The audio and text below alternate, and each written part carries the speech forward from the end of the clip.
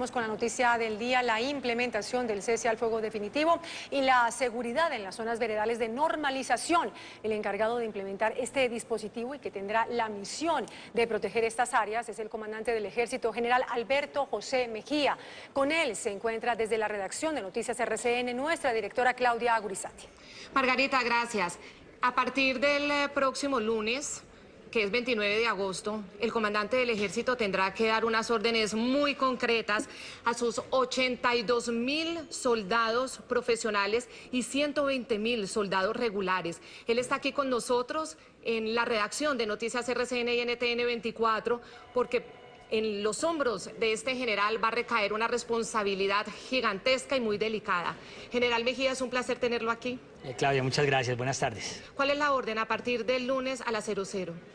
Bueno, indudablemente ya hay una orden presidencial. El comandante supremo de las Fuerzas Armadas nos ha dado claras instrucciones de iniciar el cese al fuego bilateral indefinido con las FARC, que nace de haber llegado al acuerdo final en La Habana.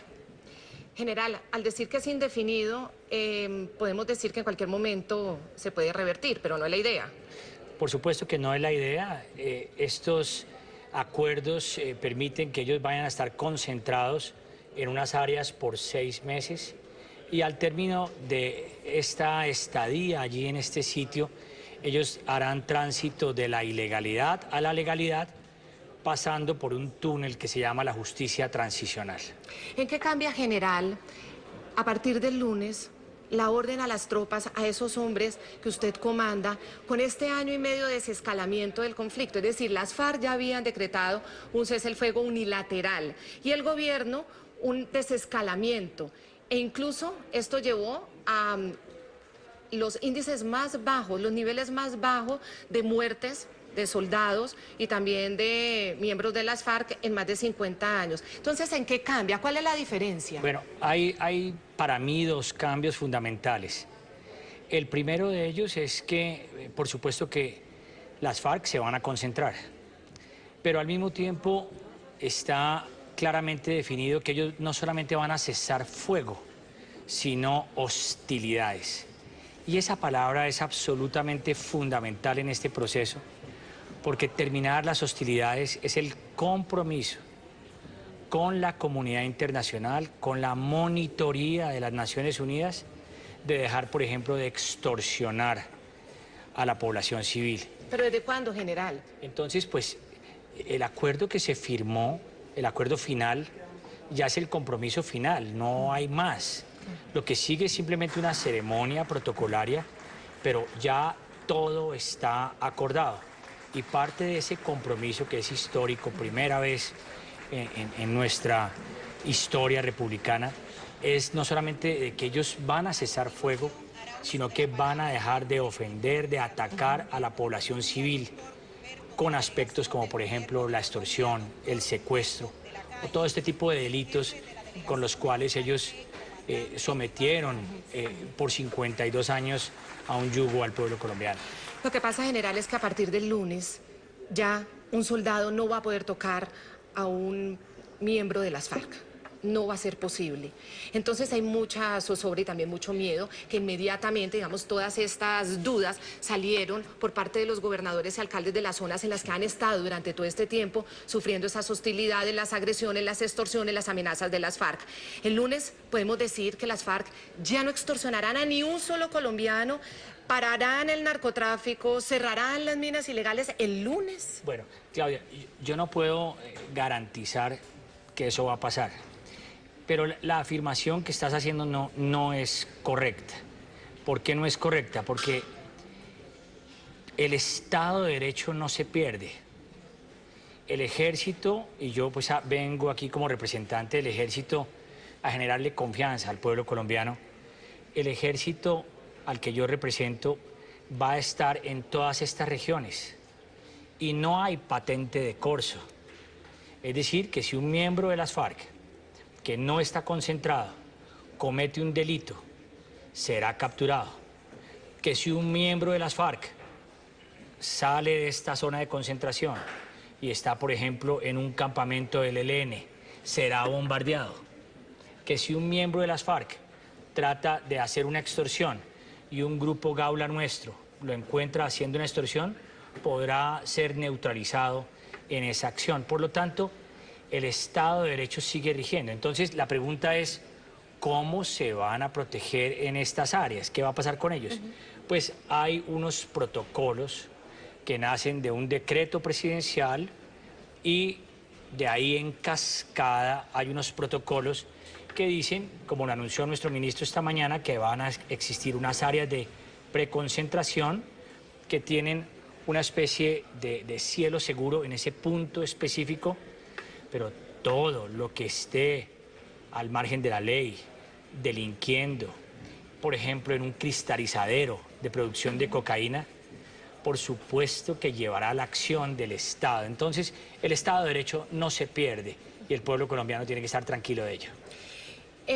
¿Cómo garantizar precisamente que si ustedes van a defender a un poblador frente a una denuncia de una extorsión por parte de un miembro de las FARC, esto no sea usado para decir que el gobierno no está cumpliendo el cese? Bueno, la verdad es que, digamos... Porque ahí está la dificultad. ¿Por qué es histórico, digamos, este acuerdo? Y es que por primera vez en nuestra historia, nunca lo hemos vivido en cielo patrio, vamos a tener el mecanismo de monitoreo y verificación de la ONU. Entonces, estamos hablando de una cantidad de militares extranjeros y de militares colombianos que siguen unos protocolos que se han redactado en La Habana, y estos protocolos que se hicieron allá son como la Constitución Nacional de la Concentración. Dicen exactamente qué se puede hacer y qué no se puede hacer.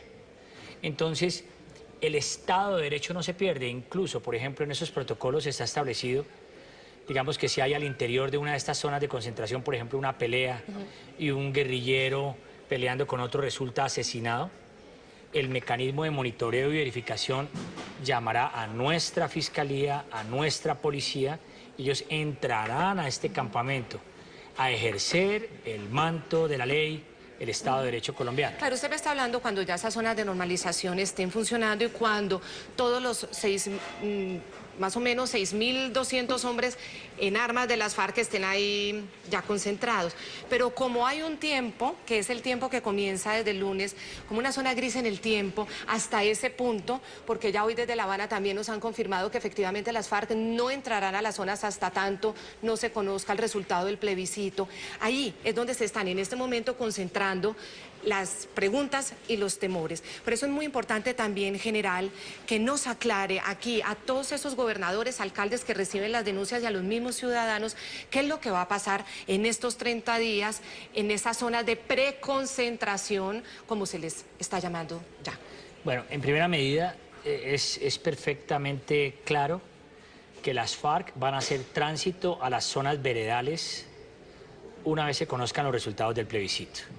Y a mí me parece, digamos, que es racional, de alguna manera, que eso sea así, porque ellos temen que si no se cumple, pues ellos serían atacados desde por el Estado. Desde el punto de vista general es racional, pero desde el votante también genera incertidumbre porque es la primera vez en la historia que hay una campaña en la que las FARC están armadas, pero con un interés muy específico en esa campaña. En el pasado siempre las campañas electorales han estado armadas, obviamente, pero es que en esta hay un interés clarísimo y específico y van a estar en armas. Por eso es importante explicar cómo serán estos 30 días y una semana. Bueno, entonces vamos a explicarle a los colombianos qué va a pasar allí. Primero, hay unos corredores humanitarios que facilitan y permiten la preconcentración de las FARC. ¿En todo el territorio? En todo el territorio nacional. Estos corredores humanitarios aplican para dos cosas, para la preconcentración y también para su pedagogía en la conferencia que van a realizar. La 10ª conferencia de las FARC. Es correcto. Y allí, en los puntos donde se van a preconcentrar, se están construyendo, Claudia, esto todavía no lo tenemos, los protocolos desde La Habana que nos van a decir exactamente qué se puede hacer y qué no se puede hacer. Lo cierto es que, primero, desde el lunes que inicia el cese al fuego bilateral, ya Naciones Unidas inicia su proceso de despliegue.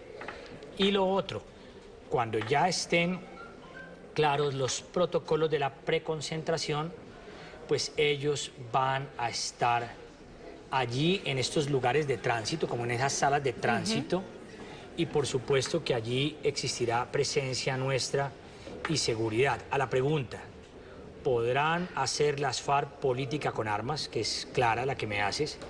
La respuesta es que no lo vamos a permitir y es parte de nuestro diseño operacional que eso no vaya a suceder, y por eso las autoridades civiles, gobernadores, alcaldes, tienen que estar tranquilos y confiar en que tenemos la capacidad para que eso sea así. Esos corredores de seguridad que usted hoy nos está explicando van a estar por todo el territorio nacional. ¿Serán corredores en los que el ejército va a marcar esos límites y los va a custodiar a ellos en ese camino? Claro, estos corredores humanitarios, algunos son aéreos y otros son terrestres. Entonces, pues por supuesto que para ir a los llanos orientales, un representante de un frente del Chocó, pues no se irá a pie, tendrá que irse obviamente en medio aéreo. Esta movilización aérea se hará basado en los protocolos que nos den los negociadores, apoyados por la subcomisión técnica para el fin del conflicto. Ellos nos dicen cómo será ese movimiento. Pero irán caminando rumbo a donde la zona de normalización, es decir, en camino hacia donde les va a tocar ir. Exacto, Claudia. Entonces digamos, aquí no quiero confundir dos cosas. Sí. Uno es esos corredores aéreos o terrestres para ir a la pedagogía, a la conferencia. Entonces me refiero que un representante del Frente 57 de las FARC, por ejemplo, en el Chocó, para ir allá a los llanos orientales, pues lo hará vía aérea. Y eso va a estar bajo un protocolo estricto de Naciones Unidas con los negociadores que nos permite hacerlo bien y que ellos puedan ir allá y decidir lo que tienen que decidir, que es la aprobación de los acuerdos de La Habana y algo muy importante, el fin de su oficial de tener un plan estratégico para la toma del poder por la vía de las armas. General Mejía, esta es la primera vez en la historia entonces realmente que el ejército va a custodiar a las FARC para su conferencia, que siempre fue clandestina y la realizaron de forma ilegal, clandestina, en la oscuridad. Digamos que en parte es cierto y en parte no. ¿Por qué? ¿Por qué? Porque es la primera conferencia. Las 9 conferencias anteriores se hicieron para hacerle daño al pueblo colombiano. Y por eso es que Colombia los odia tanto. Pero esta conferencia es exactamente para decir, es el fin de la marca FARC. Por eso es un ambiente estratégico diferente. Volvamos a las zonas de preconcentración. General, ¿cuántos corredores de seguridad o cuántas zonas más o menos serán? Bueno, ya en las áreas específicas en cada región hay unos corredores en los que ellos se mueven para preconcentrarse, y son corredores, Claudia, que no los vamos a custodiar todos porque hay movimientos de comisiones de 5, de 10, de 3, etcétera, que llegan a esta área de preconcentración. Pero respondiendo a una de tus preguntas anteriores, digamos que ellos van a estar preconcentrados en tránsito para llegar a un sitio. Pongamos un ejemplo. Por ejemplo, el área de concentración de ellos es unas coordenadas, digamos, el aeropuerto de Bogotá. Pues ellos, digamos, van a tomar todo el eje de la calle 26 y se concentrarán unos días, por ejemplo, cerca del Hotel Tequendama, posteriormente cerca al Parque El Salitre, y finalmente al término de ese mes, una vez suceda lo que debe suceder en el plebiscito, ellos podrán dar el salto, si se aprueba, a llegar al aeropuerto, que es su destino final. Pero ellos no pueden estar ni van a estar dispersos delinquiendo. Si lo hacen, es una obligación constitucional nuestra cumplir el artículo 217.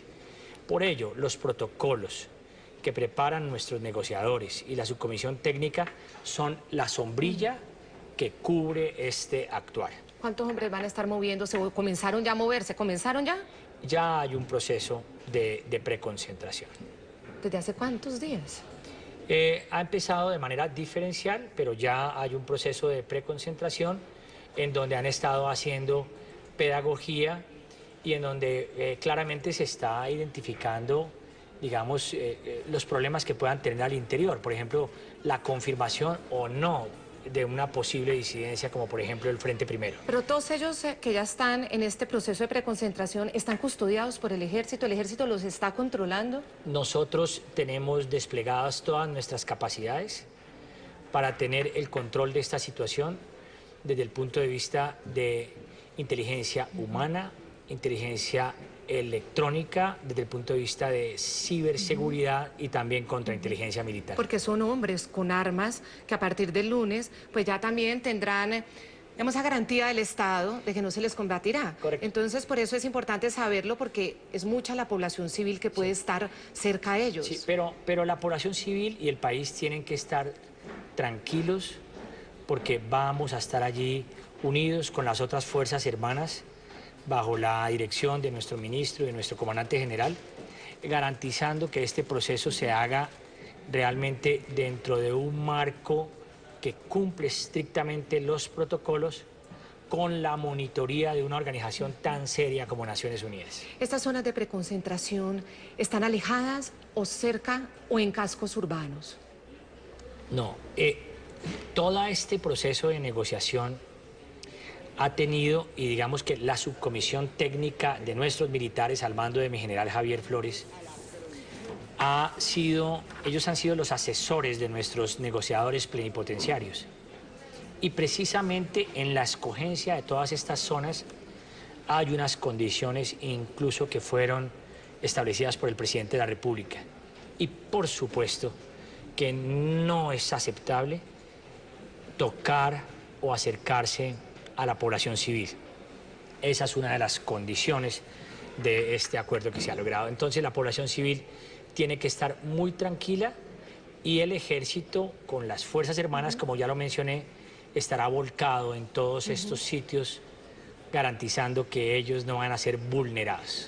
Pero entonces no van a estar en zonas urbanas o en cascos urbanos con población civil. Eso no va a pasar. Estén tranquilos que eso no va a pasar. General, un tema sobre la confianza. Durante el cese unilateral de las FARC, se presentaron violaciones a ese cese que terminaron con la muerte de algunos de sus soldados.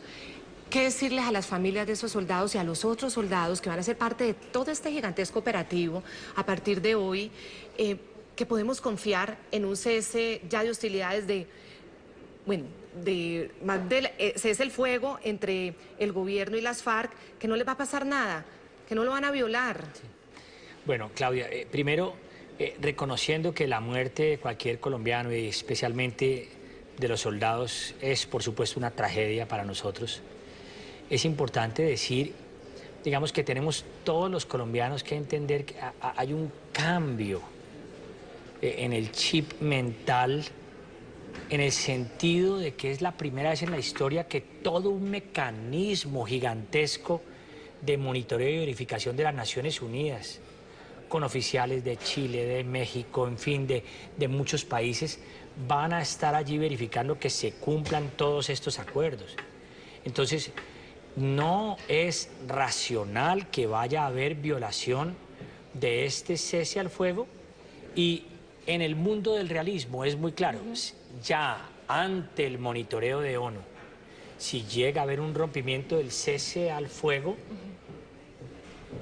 es un rompimiento del proceso de paz. Y para ese plan, los soldados de Colombia estaremos más listos que nunca. Comandante del Ejército, General Mejía, yo quiero insistir en el tema de la extorsión para que usted hoy, desde esta sala de redacción de RCN y NTN, les dé el mensaje de qué va a pasar a partir del lunes. Margarita, vuelvo a ti ahí en el set para que nos expliques qué información nos vas a entregar sobre las extorsiones. Claudia, es que el programa La Noche del canal NTN 24 y RCN conoció en exclusiva un documento anónimo en el que habitantes de San Vicente del Caguán denuncian que las FARC están utilizando como fachada a varias ONG para seguir cobrando vacunas. El programa La Noche conoció en exclusiva este documento anónimo que recibió recientemente el alcalde de San Vicente del Caguán, en el que habitantes de este municipio denuncian lo que sería el nuevo modus operandi de las FARC para continuar extorsionando a los comerciantes. 20 de agosto de 2016. Queremos informar que los señores Ascal G siguen teniendo vínculos con las FARC-EP, ya que este grupo armado están utilizando sus hombres para realizarnos amenazas y el cobro de extorsiones. De acuerdo con la denuncia, las FARC, a pesar de haberse comprometido a cesar las extorsiones, continuarían con esta práctica, pero utilizando varias ONG como fachada. Prácticamente está haciendo lo que venía haciendo las FARC. Como ellos ya no pueden hacerlo a nombre de ellos, entonces usan las asociaciones para poder cobrarle la vacuna a los ganaderos.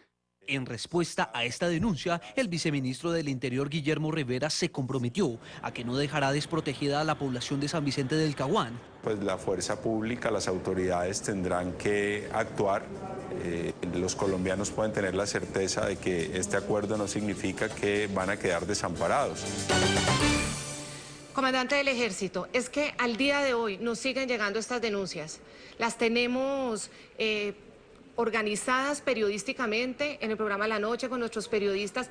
Hoy las FARC siguen extorsionando campesinos y comerciantes en varias zonas del país. ¿Qué decirles hoy de cara a que estamos a menos de 70 horas del cese el fuego decretado y ordenado por el presidente?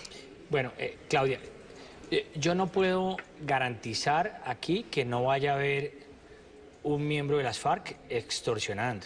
Eso sería mentirle al país y yo tengo que ser respetuoso con los colombianos.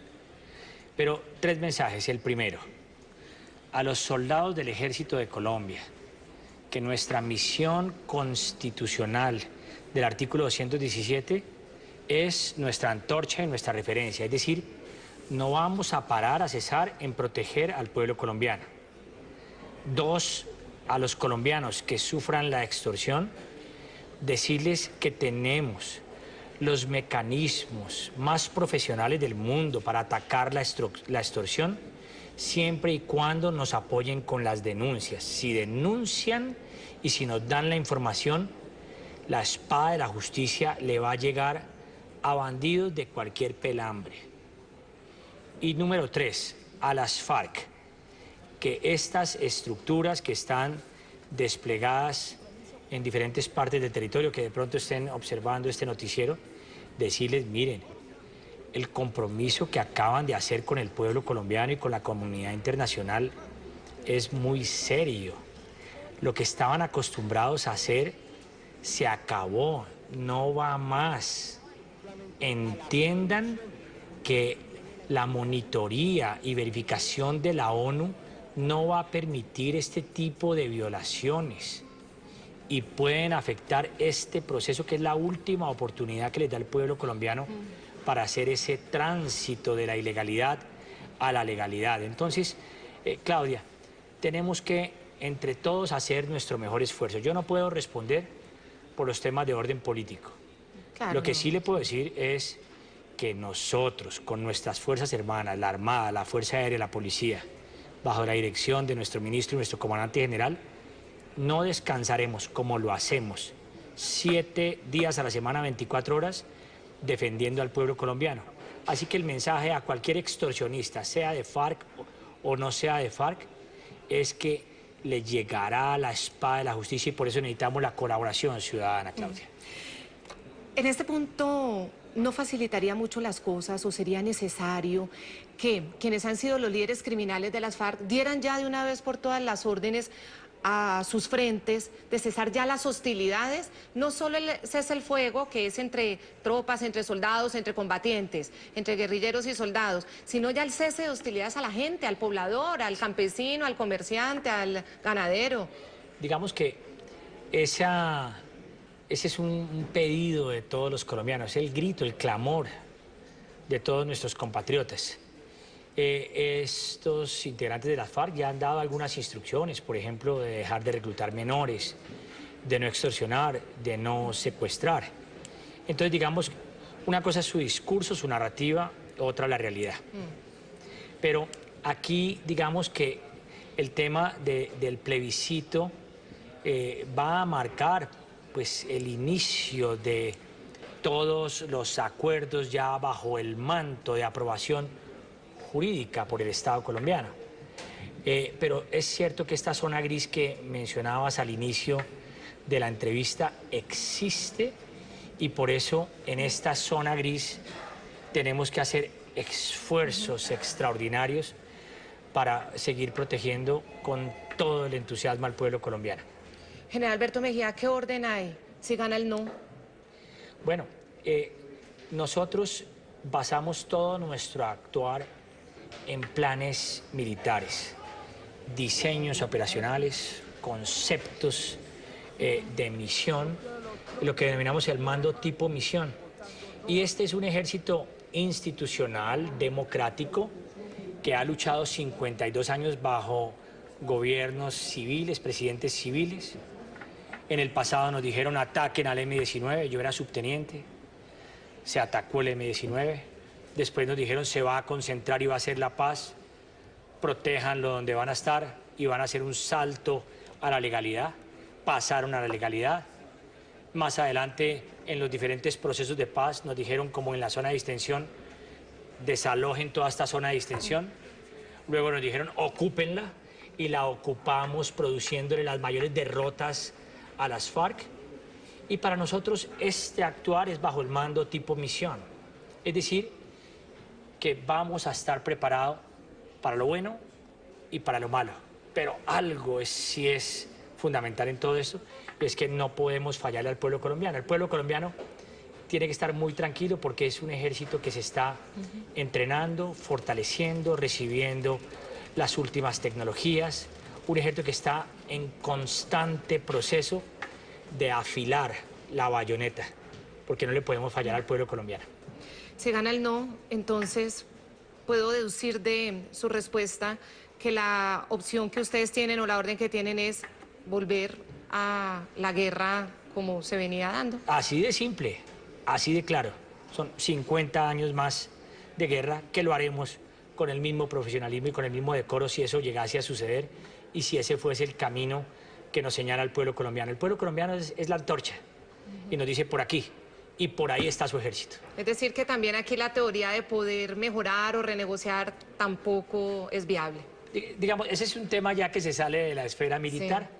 Pero como soldado yo debo estar preparado para lo que denominamos en doctrina militar el peor curso de acción, Claudia.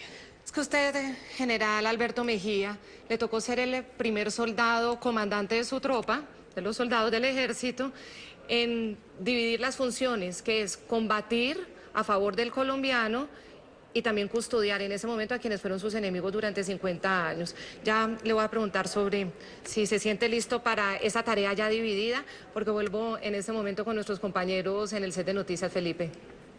Claudia, y precisamente las milicias de las FARC y el ELN se concentran en 6 departamentos. Comenzamos desde el norte del país, aquí exactamente en norte de Santander. También están en esta zona, en el Magdalena Medio, en Arauca y en los municipios de Chocó, Cauca y Nariño.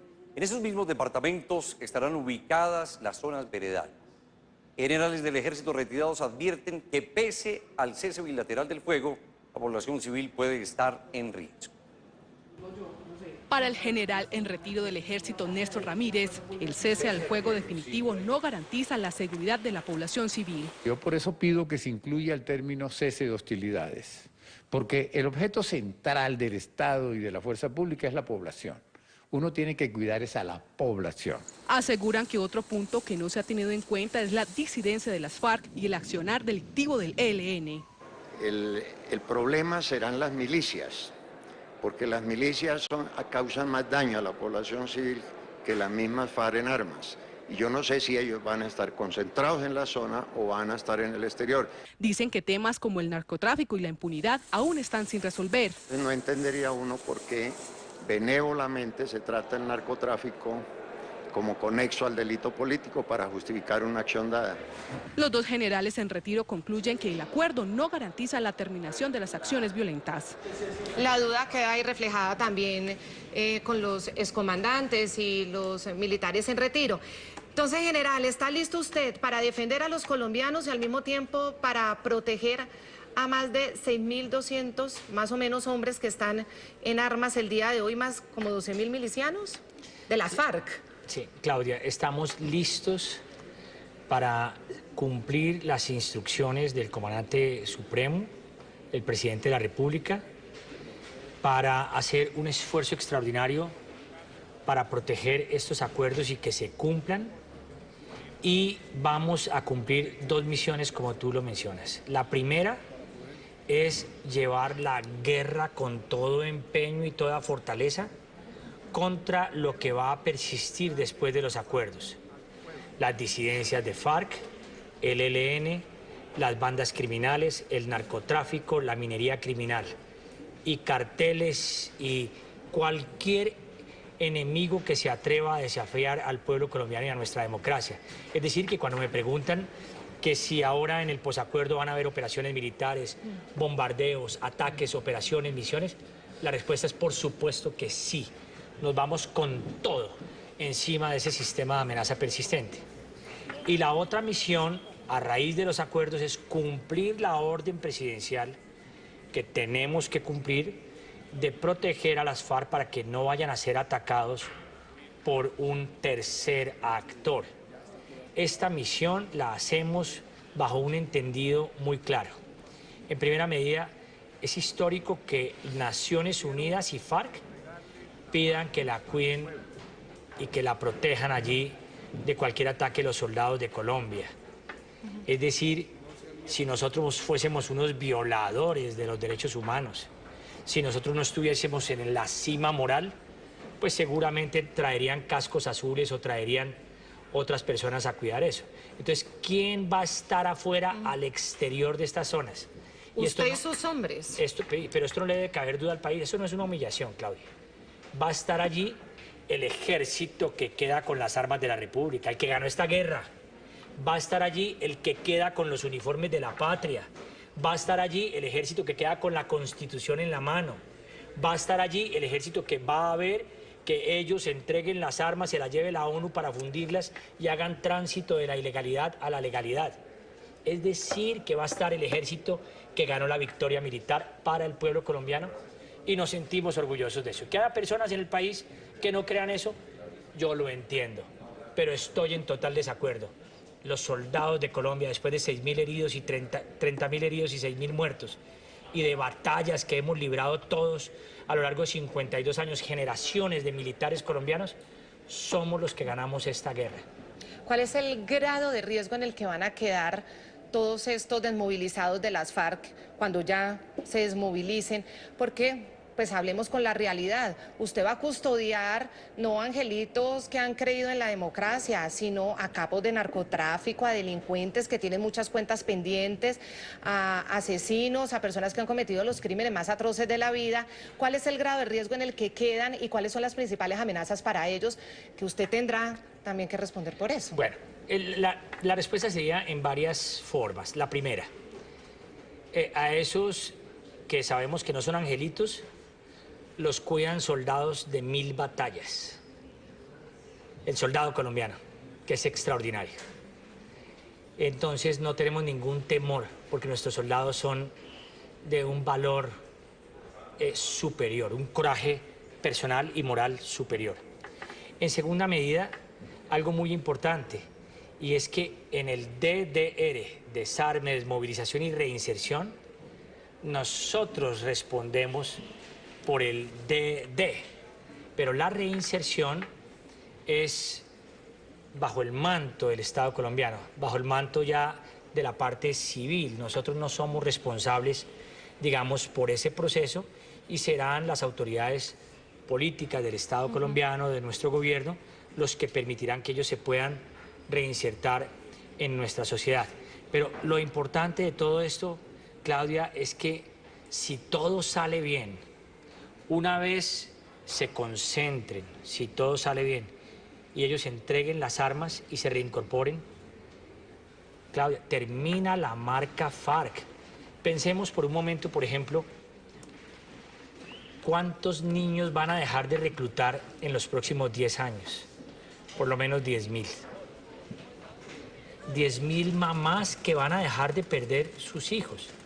pero como no es en Bogotá, pero como no es en una ciudad, sino que es en la gente más pobre, en la más humilde, en los campesinos, pues hay algunos que dicen, no, eso no pasa nada, que siga más guerra. Al fin y al cabo, los que prestan el servicio militar son los más pobres de Colombia, y al fin y al cabo, para perder las piernas en el campo de combate solo se necesita ser un campesino humilde.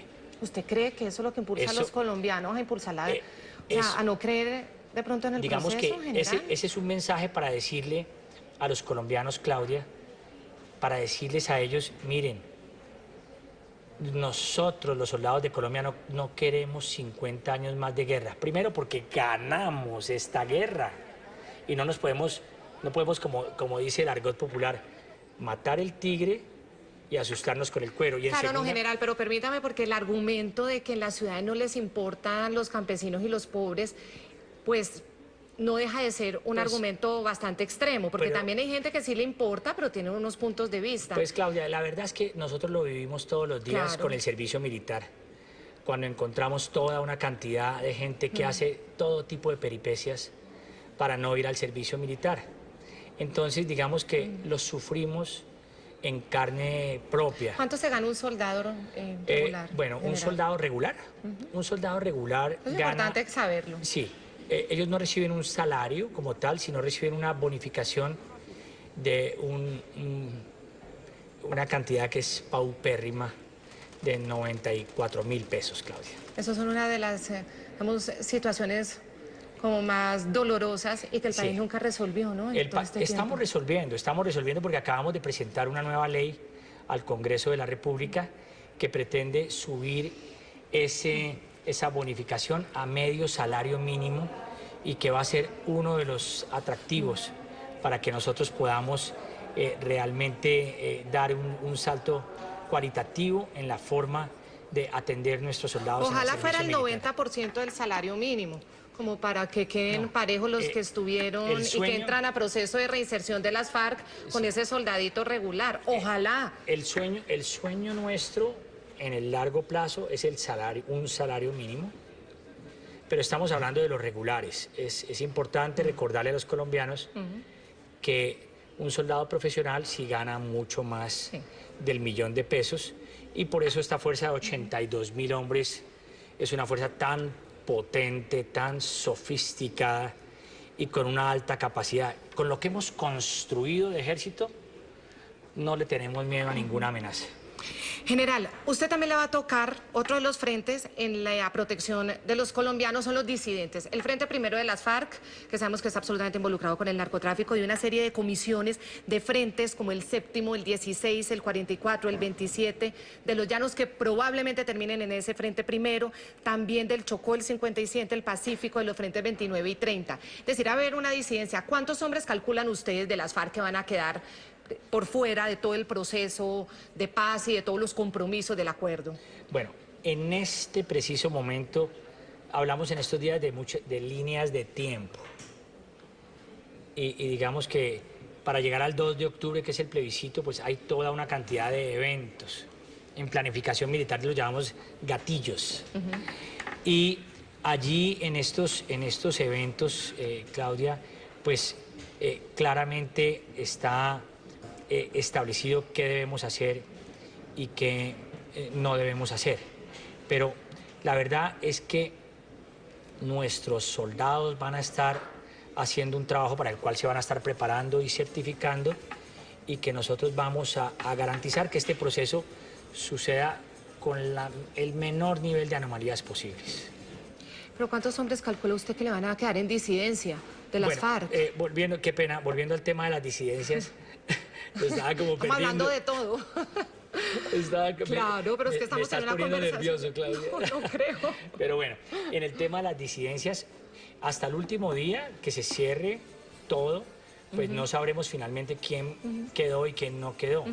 Pero hay un esfuerzo muy grande desde La Habana para evitar que esto suceda, en parte porque también esto representaría pues que el secretariado de las FARC no tiene el mando y control sobre todas sus estructuras. Pero en todos los procesos de paz hay disidencias, pero eso claro, es normal. Eso es normal, y digamos que en los estudios que hemos hecho, aproximadamente un 20% en otros procesos alrededor del mundo se convierten en disidencias. Tendremos que esperar, pero estos grupos están siendo monitoreados y estamos esperando que una vez se confirme quiénes son, el comandante supremo nos dice luz verde y ya están listas las bombas y ya están listas las fuerzas de despliegue para proceder en concordancia. Pero ustedes en este momento, frente a esa disidencia, ¿están actuando o todavía no pueden actuar porque hay que esperar precisamente a ver quiénes se movilizan claro, y quiénes no? En este momento oficialmente no son una disidencia. Claro, oficialmente no son una disidencia, entonces hacen parte de todo el cese. Sí, señora. Ah, bueno. General, en cuanto también a las armas, ¿cuántas armas están calculando ustedes que tienen que entregar las FARC? Es decir, ese inventario, esa inteligencia militar, ¿quién la tiene para comunicarle a todo el componente internacional que finalmente va a ser el depositario de las armas, el que las va a coger y las meter en un contenedor para saber si efectivamente han entregado lo que se cree que tienen? Sí, el gobierno nacional, a través de un decreto especial, ha creado un organismo, un mecanismo que se va a encargar de esto y todas las inteligencias del Estado están aportando todo su conocimiento. De parte nuestra, nosotros tenemos el nombre, la foto y el tipo de arma de cada miembro de las FARC en armas y una información no tan completa en el tema de milicias, digamos de un 70-80%. Entonces, en armas hoy podríamos tener un número de hasta 6.300 hombres en armas de FARC, o sea, uniformados, bandidos. Sí. Y 6.300 exactamente. 6.300. Y el número de milicias, ese censo, lo sabremos en el momento que ya hagan tránsito a las zonas de concentración, a las zonas veredales, y allí ya ese censo nos podrá decir cuántos milicianos entran. Aquí hay dos cosas. Uno, si las milicias no entran, no pueden acceder a la justicia transicional. Y si entran, pues sabremos realmente cuántos son. ¿Por qué no tenemos un dato exacto? Porque es diferenciar en cada región. Normalmente, por un hombre en armas, pueden tener entre 1 y hasta 2 milicianos. Calculan. Sí, señora. Sí. Bien, entonces, ¿cuántas armas al momento creen ustedes que van a recibir, por lo menos de los que están armados en ese momento? El fusil de acompañamiento, claro. 1, 2 armas por hombre, ¿cuántas? De la estructura en armas deben ser exactamente unas 6.300. Una por hombre. Una por hombre. Bien, Y nosotros sabemos si es Galil, si es M16, si es una ametralladora, si es un MGL. Tenemos todo ese censo y eso se le está entregando a un mecanismo especial que creó el gobierno para eso. Ahora, también está el fuera del armamento de acompañamiento, que es como ustedes le denominan técnicamente, está todo el tema de las granadas, de las bombas, de las minas antipersona, que es, digamos, también ese potencial de las FARC de hacer ese daño tan horrible en los campos. Los miles de campesinos lisiados, sin piernas, ciegos, sin manos, por cuenta de estas minas.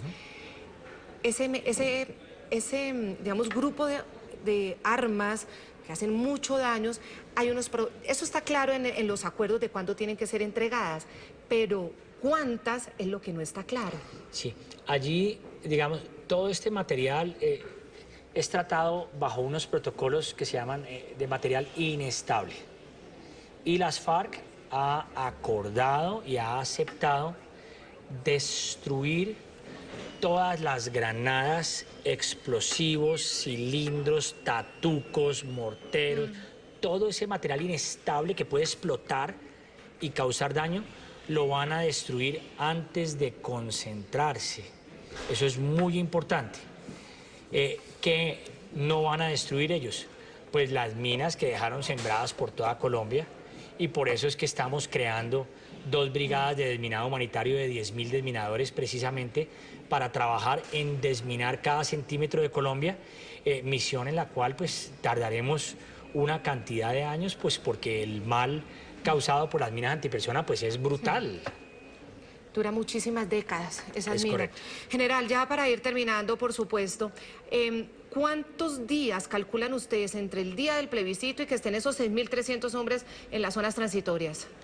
Bueno, desde el día que se conozca el resultado del plebiscito, que será esa misma noche, suponemos. Bueno, sin saber hoy cuál va a ser el resultado de ese plebiscito, lo cierto es que las áreas de preconcentración de alguna manera facilitan que ese tránsito a la zona veredal sea muy rápido. Nosotros pensamos... Van a estar cerquitica. Claro, nosotros pensamos que en los siguientes 8 a 10 días ya estarán, después del 2 de octubre, ya estarán ellos en esas zonas veredales en las cuales incluso ya se está trabajando de la mano de nuestro gobierno y de la ONU en cómo es, por ejemplo, el puesto de mando unificado que va a estar allí. Allí van a estar, por ejemplo, nuestros ingenieros militares ayudando en el alistamiento de todo este sitio donde va a estar Naciones Unidas y los monitores y verificadores, tanto internacionales como los nuestros. General, supongo que ustedes también están aprendiendo a construir unas nuevas relaciones con quienes fueron sus enemigos. Ustedes, los comandantes de fuerza y, bueno, quienes fueron los líderes criminales de las FARC toda la vida. ¿Esas nuevas relaciones cómo van a ser? Claudia, nosotros no tenemos ninguna relación con ellos. Precisamente para eso se creó la subcomisión técnica y un grupo de generales al mando de mi general Javier Flores tuvo este trabajo tan difícil, tan histórico, de sentarse todos los días en la mesa de negociaciones con ellos en La Habana. De parte nuestra, nuestra relación es cero, el intercambio es cero, porque es muy fácil nuestro actuar. Es decir, mientras estén ellos en tránsito o concentrados, son ilegales. Por lo tanto, nosotros no tenemos ningún tratamiento, ni ninguna conversación, ni ninguna relación con ilegales. Cuando ellos hagan tránsito a la legalidad, será un nuevo paradigma, un cambio estructural en la forma como hacemos las cosas. Por ejemplo, cuando fue gobernador en Nariño, el doctor Navarro Wolf, ex miembro del M-19, fue el apoyo más importante y más generoso para el ejército en la lucha contra todos los agentes y factores generadores de violencia. De ese tamaño es lo que puede pasar en unas décadas, pero es un proceso que tardará tiempo y que las FARC, con estos acuerdos, tendrán que demostrarle al país y a la comunidad internacional su nivel de compromiso. El pueblo colombiano tiene que estar tranquilo, tiene un ejército y unas fuerzas poderosas que están aquí a su servicio. Nada nos asusta, nada nos hace temblar, nada nos hace dar un paso atrás. Por eso estamos tranquilos, que estamos haciendo las cosas bien, muy planeadas, entendiendo las incertidumbres que se generan, por supuesto, en el pueblo colombiano, pero le envío el mensaje al pueblo colombiano. Tienen un ejército el mejor en la historia, no hay más. Este es. Y no vamos a desproteger al pueblo colombiano. General Alberto Mejía, gracias, comandante del Ejército, por habernos dedicado todo este tiempo aquí a los televidentes de Noticias RCN y NTN 24, muy importante, y le deseamos toda la guía, la luz, la sabiduría que tendrá que usted implementar desde el próximo 29 de agosto, lunes, después de pasada la medianoche. Gracias, Claudia. Estoy dedicado con todos mis compañeros del mando militar a sacar este esfuerzo adelante y de verdad que cumplimos esto como una misión patriótica, democrática. Somos disciplinados, observamos las instituciones del Estado y en eso no le vamos a fallar al pueblo colombiano porque esa disciplina está en nuestro ADN. Y lo que pase con los colombianos en las zonas en las que están siendo afectados por la acción criminal de las FARC dependerá estos 30 días también la confianza de acuerdo al plebiscito. Esperamos que todo salga bien. Vuelvo con mis compañeros en estudio. Muchísimas gracias. Claudia, pues Colombia tiene el mejor ejército de su historia y en estos tiempos las FARC deben demostrar su compromiso frente a Colombia y al mundo con este acuerdo de paz. Las palabras del comandante del ejército, el general Alberto Mejía, quien estuvo hablando con nuestra directora de Noticias RCN, Claudia Gurizati.